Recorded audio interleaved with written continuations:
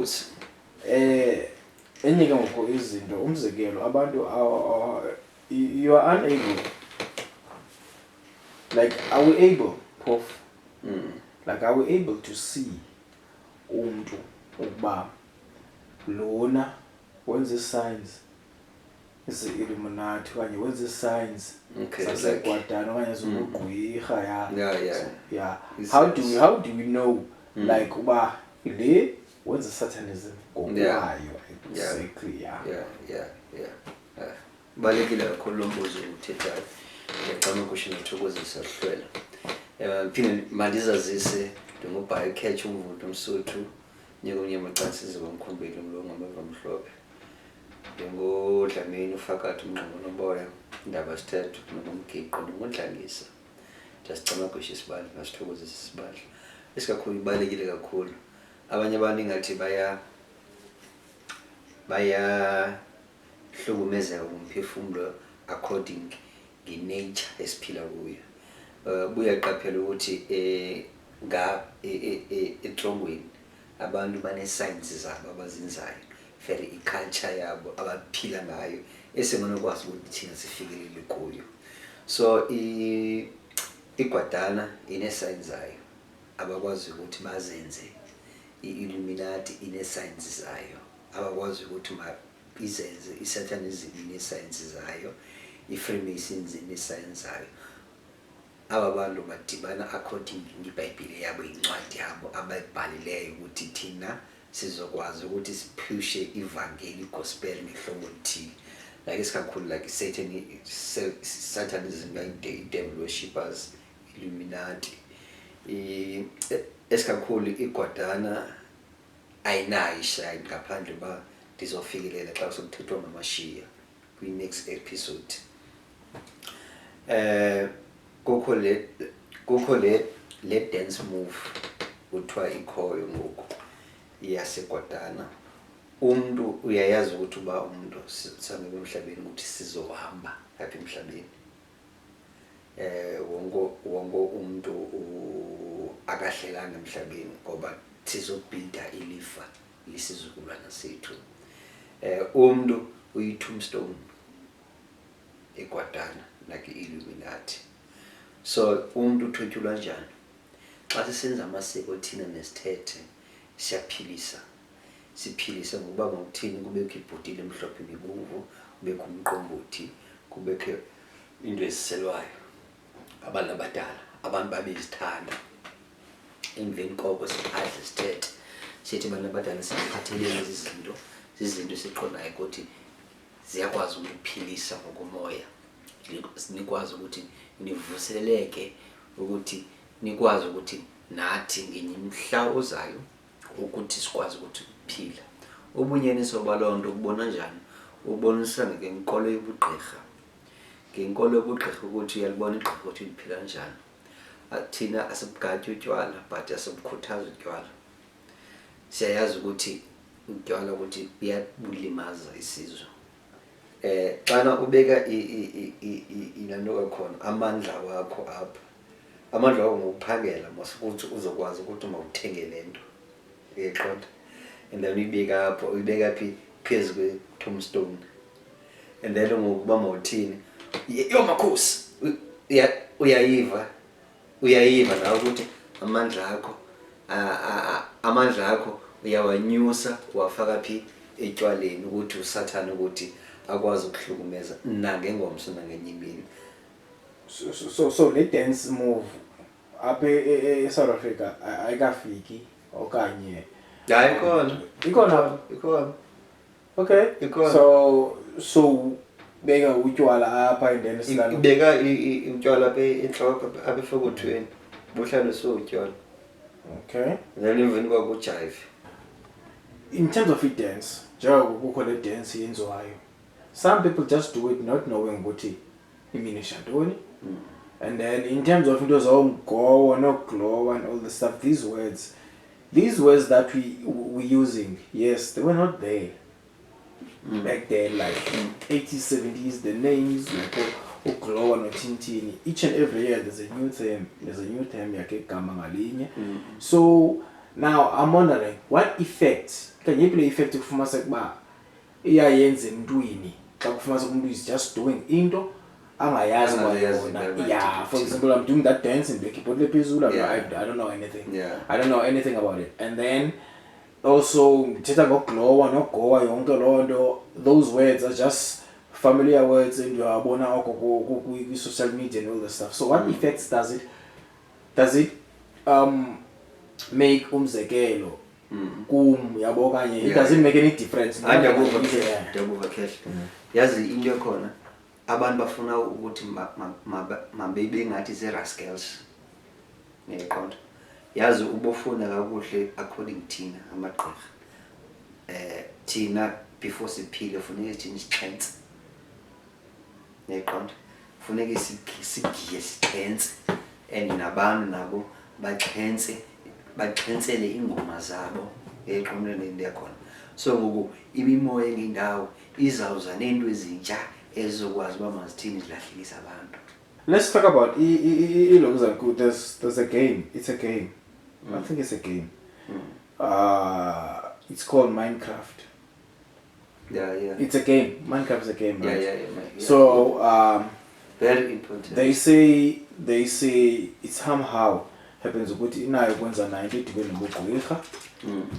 Yonke lento Illuminati and all this stuff. So ngifuna ukwazi more so that I will be able to stop umzekelo noma benobanomdla wayo. I'm not a games person, andlala game, andlala game. Yeah. So but let's say ngiyayibona nje ngqondo ibona idlala. And then oDaki ke abekho bakhulu kuyo but they always said kubantu abamhlophe. So what is it about? Like how is it connected to the Satanism side? Like connected njani? Very important. Very important. Yazi iMinecraft yenzika apha kuthi sonke. Yabona abantu abaninzi bangabethetha bodwa bezilokishini indaba yeMinecraft game, try game esebizwayo. Ubugqirha bonke baseGordana ne-Illuminati Satanism yonke into ithatha ukuthi i-game because awufuna ukuba mathini ukuthi mawungcole. iMinecraft ibikhe yenziwa eWaterfront kwaba statue sikhulu phasi seCoca-Cola. Ndothuka nami ukuthi statue sithini sithethe ukuthini lento. And it was but it's 18 feet tall. And gogo ndiyajonga akhona ibhaliweyo apha uba statue sithethe ukuthini uba sithetha ntoni. And ngoku sibekwe statue in the middle of the waterfront. And ngoku ndiqonda nje hayibo kwenzeka ntoni. Kwaphindeka ngo-31st ebusuku ngo-12 o'clock kaDisemba. Ndaba surprised ukuthi ayi waterfront wonke umuntu olapha ngumlungu and ngoku wonke umuntu unxibe emnyama, impahla zakhe zimnyama. And all to found out aba bantu banxibe emnyama bonke banenzipho ezimnyama bonke, iinwele zabo bazenze zamnyama nelipstick ezimnyama. Ndaqonda ukuthi there's something culture that is going on here. It's either it's a spotlight to break the hair into spirituality, maybe into better spirituality life into another year. But njengoba bendishilo ke ukuthi sithwase ngokuthwasa singamagqirha, abanye bahlala emilanjeni, abanye bahlala ilanukeni basiwaze ehlwele zabo emalwandle, abanye nakwezinye indawo ngendawo. Mna sinsuka ukuthi ndibe unfortunately andiseGwadana, ndahlala khona almost for 5 years 6 years. Ndadibana kungoku nabanye abantu kuthiwa zi-Illuminati.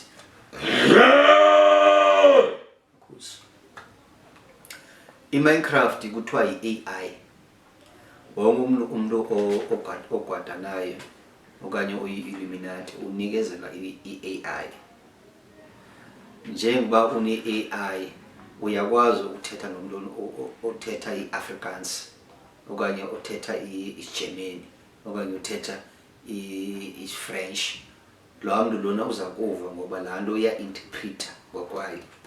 Bendikhonothuka kakhulu last week bendikwi-exhibition ye-AI ukuthi umsebenzi wayo ukuthi wenza ntoni i-AI uyakwazi ukuthetha necomputer itype yonke lento ufuna ukuthi le nto ithethayo iyakwazi ukuphuma kwicomputer.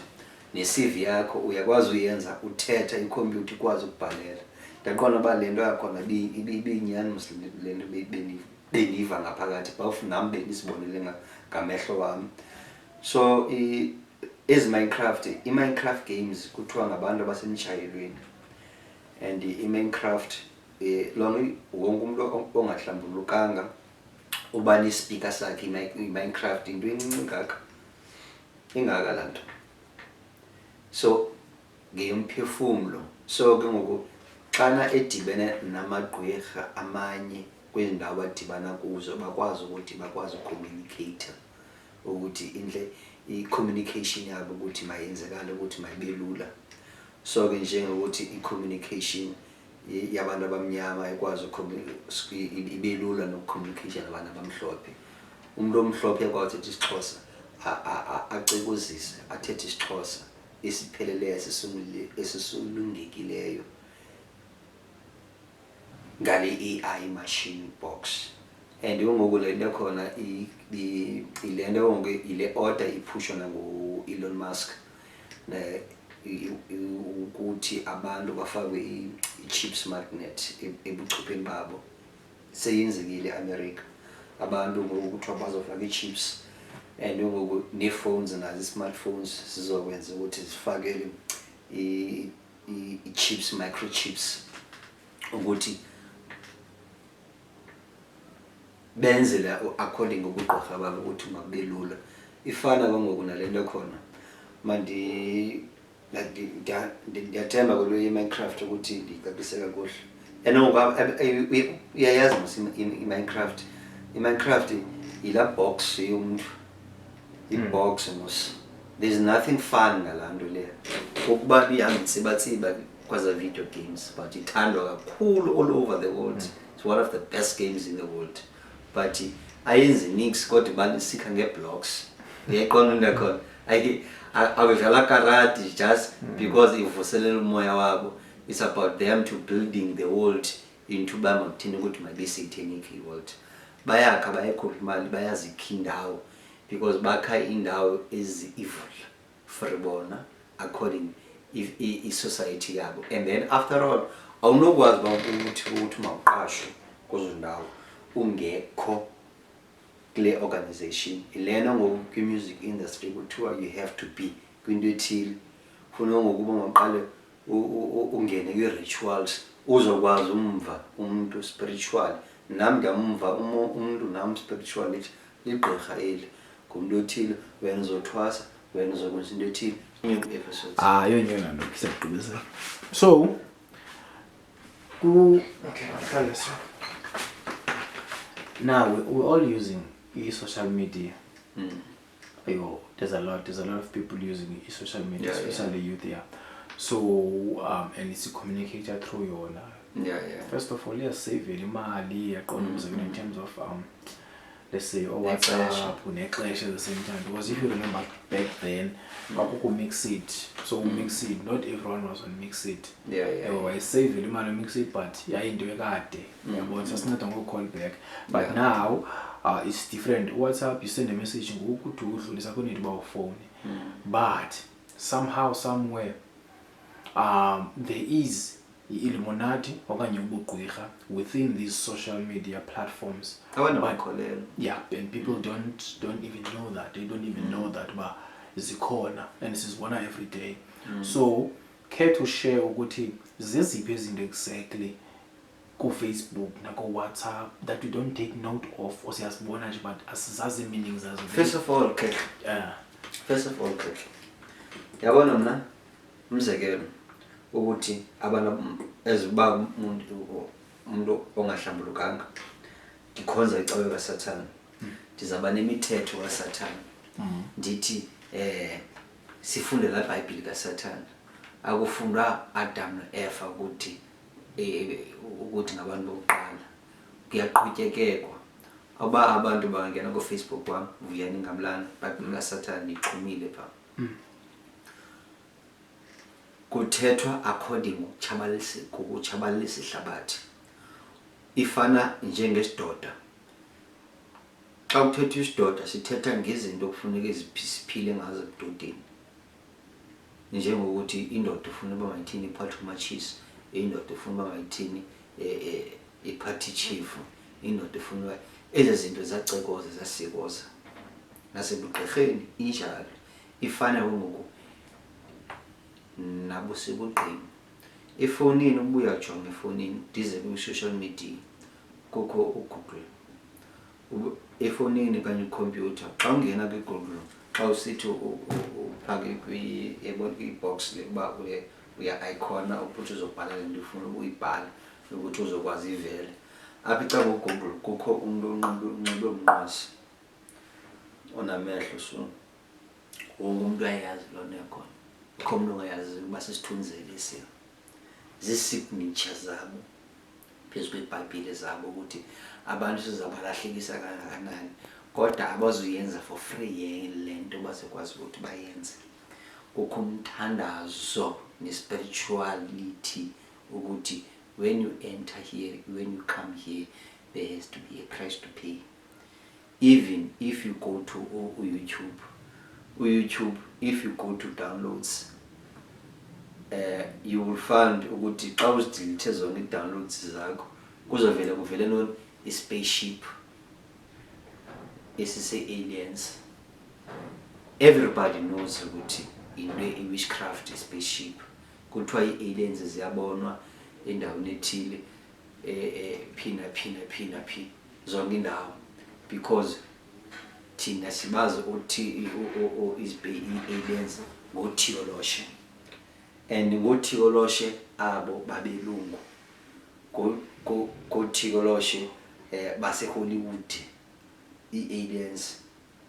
Umlungu unencwadi ezibhalwe witchcraft and spells and izipells zabo asikwazi ukuthi masithini sizibone ngeso lenyama but sithini sizibona phi e-TV kulapho khona siphila khona because umlungu akakhathali akanameza akanamelwane. Thina sinabamelwane sikwazi izinto zethu sizifihle siziqume injalo ke khehla. Okay. So indlela like why are they hiding? Why are they hiding these messages but abas advertise in a way ubumzelo mhlambi sitsaleke? So okay, are you trying to tell me ukuthi okay, let me say ndingumfundisi and I'm using lendo in this message and all this stuff, so do you believe ukuthi ndiyona when I'm using into in his messages is that satanism?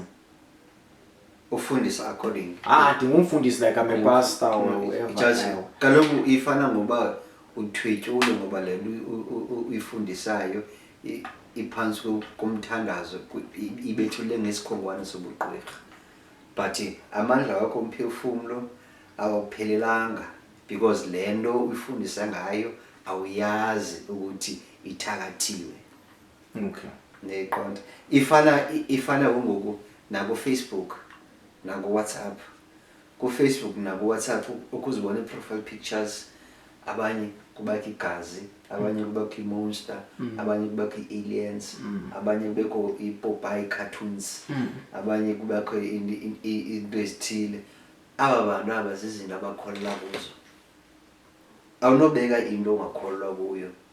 Abanye umuntu uyazibonakalisa, abanye ivele belimehlo. Yebo? Because ndothuka nyande nimi ndibona imehlo. Qoke i-profile pictures ndibona imehlo. That means ba lamuntu yi-Illuminati.